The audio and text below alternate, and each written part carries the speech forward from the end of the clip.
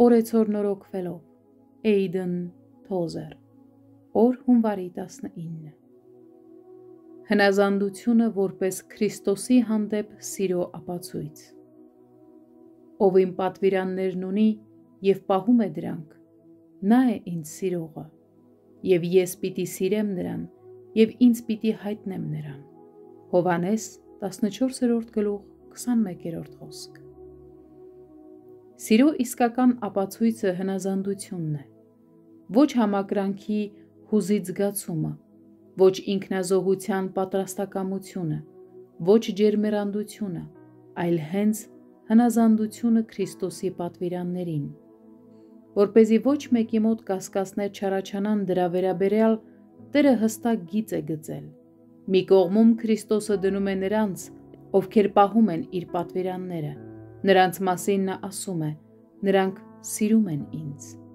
Մյուս կողմում Քրիստոսը տեղավորում է իր պատվիրանները չպահած մարդկանց ու նրանց մասին ասում. «Նրանք չեն սիրում ինձ»։ Թեև Նոր Կտակարանում Քրիստոսի պատվիրանները կարևորագույն տեղ են զբաղեցնում, ժամանակակից ավետարանական ուսուցման մեջ դրանց այդքան ուշադրություն չի հատկացվում։ Աստվածաշնչի շատ ազդեցիկ ուսուցիչներ այսօր օրինապաշտական են համարում այն միտքը, որ Քրիստոսի հանդեպ մեր իրական վերաբերմունքն արտահայտվում է իր պատվիրանների հանդեպ մեր վերաբերմունքում։ Տիրոջ չափազանց հասկանալի խոսքերը մերժվում կամ այնպես են մեկնաբանվում, որ դրանք հարմարեցվեն նոր կրոնական տեսություններին, որոնք իբրև թե հիմնված են Պողոս առաքյալի նամակների վրա։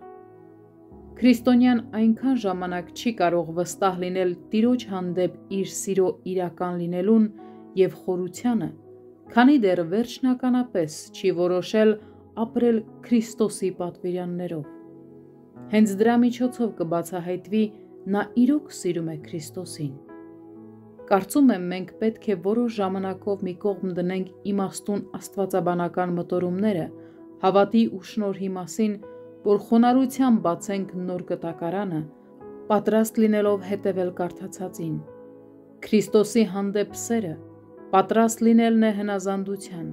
որին սատարում են կյանքն ու հույզերը։ Անհնար է անկեղծ խոսել Քրիստոսի հանդեպ սիրո մասին և չհնազանդվել իր խոսքերին։